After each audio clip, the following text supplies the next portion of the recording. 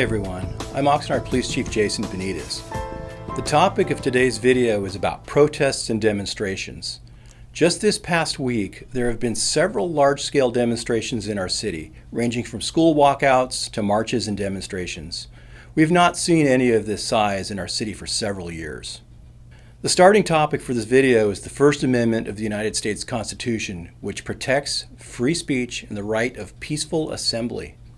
As your police department, it is our fundamental duty to ensure that these rights are respected and that those who assemble to demonstrate, regardless of their political views, beliefs, or cause, are safe.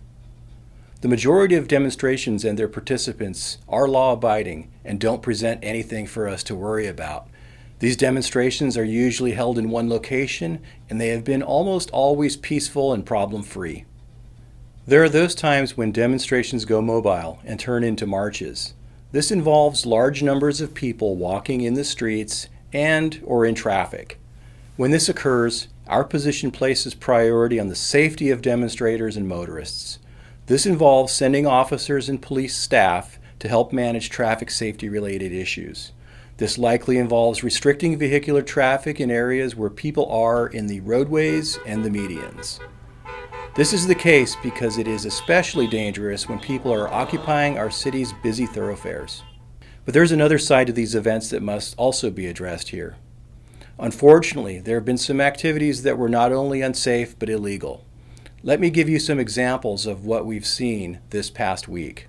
Not only do people walk or run through traffic, some demonstrators ride in truck beds or on top of cars.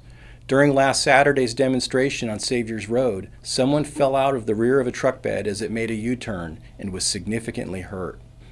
On Friday night, demonstrators lit fireworks and burned objects on Saviors Road. And on each night, there were some forms of vandalism, including to businesses. We have also been alerted to acts of violence. There were fights between students during last week's walkout. Take a look at these videos from Saturday evening. What started off as a peaceful demonstration at noon turned into a street takeover sideshow shortly after sunset. We cannot have vehicles doing burnouts or donuts or dangerous turning movements in intersections. We can't have pedestrians running across busy roads. And we can't have people standing on the medians of busy roads like Saviors Road. People get hurt. These types of behavior cannot be tolerated.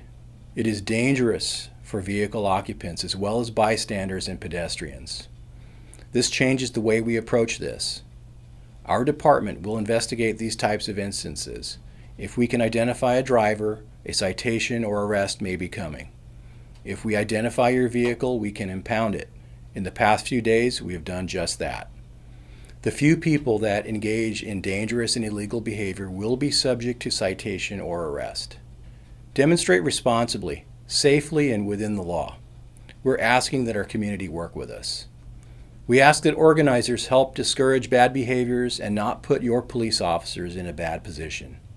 We recognize that the start of this year has been tough for many in our community. We understand the sense of apprehension that exists. We want to work with our community to make sure they exercise their rights safely. That's all for today. Thanks for watching.